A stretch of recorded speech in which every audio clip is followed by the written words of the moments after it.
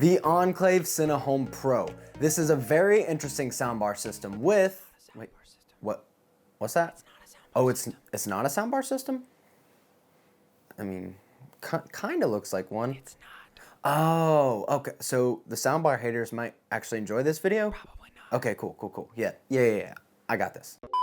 What's up guys, Jonah Mathis here. Now typically I review soundbar systems, but when Enclave reached out to me about the system, I was way too interested to actually say no. Before I get too far, I want to be very clear. This video is not sponsored in any way. Enclave isn't paying me, they simply sent this system to me to test and review.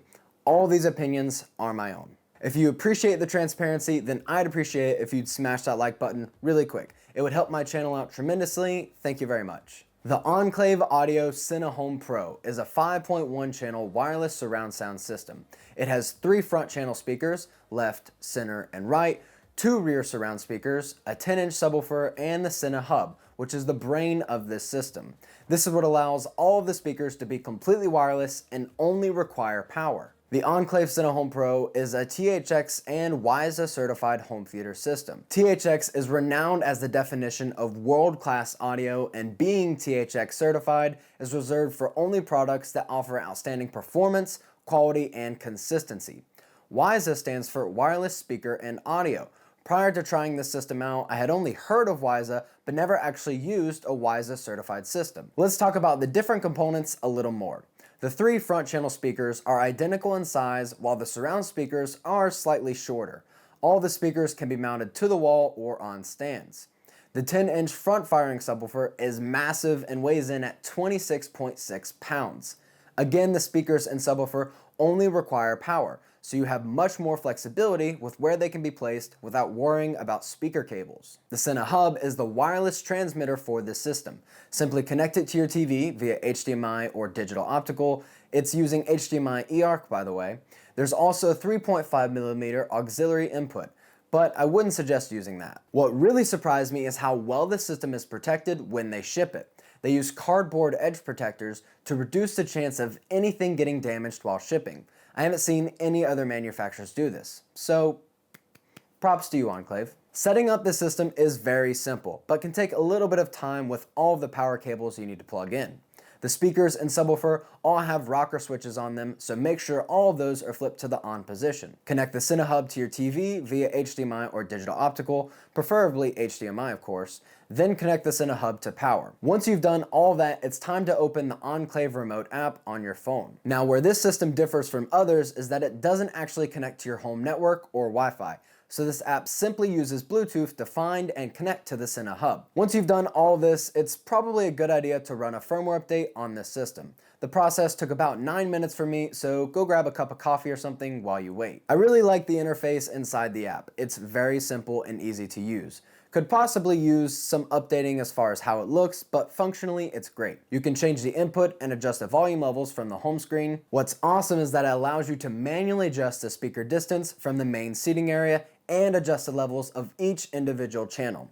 Again, while the app is super simple, it lays everything out in such an easy way to adjust. I really do love it. I believe this system comes with a remote control as well, but I'm not 100% sure. Anyways, the remote control is very simple. You can change to a specific input and control the volume level. Of course, you can also control the volume with your TV's remote control if you enable HDMI CEC on your TV. Now when talking about any sound system, the most important factor is of course the overall sound quality. And I want to start this off by saying that I was very impressed with its performance. The audio quality is just fantastic and very comparable to some of the soundbar systems I've tested in this price range. But it's a little better in some aspects and not as good in some others.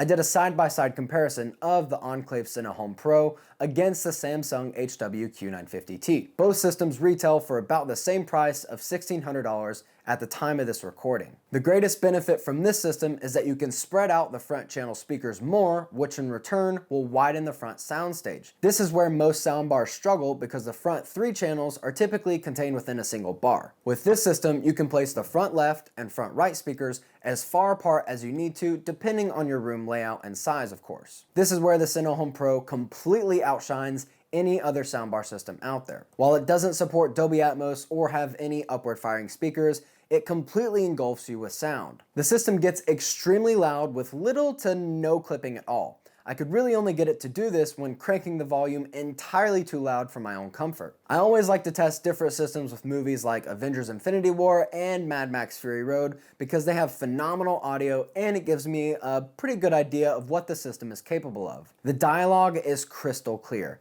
Mid-range is very accurate and doesn't get distorted. The higher frequencies are not tinny in the slightest. However, the low end from the speakers themselves isn't great, but the subwoofer does a pretty good job of making up for that. I found that I needed to turn the subwoofer up quite a bit to get the sound that I wanted from it, but once I did that, I had almost no complaints about it. In overall sound quality, the Enclave CineHome Pro barely outperforms the Samsung HWQ950T, but with a single caveat: upward firing speakers. I'm so used to hearing upward firing channels because I've reviewed 6 different high-end Dolby Atmos soundbars so far.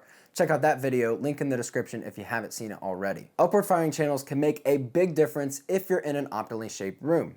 My testing environment, or my office, is a rectangular room with an 8-foot high flat ceiling, so upward firing channels perform very well in my environment. However, for a more open room with a very high or vaulted ceiling, the Enclave CineHome Pro would win hands down. Sound quality can be greatly affected by the size and shape of your room, so this is always something you should consider when purchasing any audio system. Now, I've said this many times already, I'm not the biggest music listener out there. The most that I listen to music is when I'm testing a system, to be honest. Playing music on this system is great. No complaints at all when it comes to sound quality. Whole room stereo mode is very similar to Nakamichi's all-channel stereo mode, where it duplicates the audio from the front left and right channels to the rear channels. It surrounds you with music that you're playing. It's honestly a great experience. I want to quickly go over the things that I like and things I don't like about this system. I love the fact that all the speakers only need a power cable. This makes it so easy to position the speakers exactly where you want them. Even with 7 different components, the setup process is still really simple.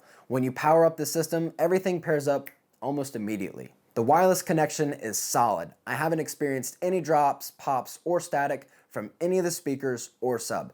This is something I've definitely experienced with other soundbar systems with wireless speakers and a sub. Now, I haven't mentioned this yet, but you can now add up to 3 additional subwoofers to this system. So you can actually make this a 5.4 channel system in total. This is probably a little overkill on the bass, but I think just a single additional sub would make a big difference. And overall, the sound quality is definitely up to my standards. When testing the system, I found myself almost halfway through a movie when I just planned on testing for a short amount of time.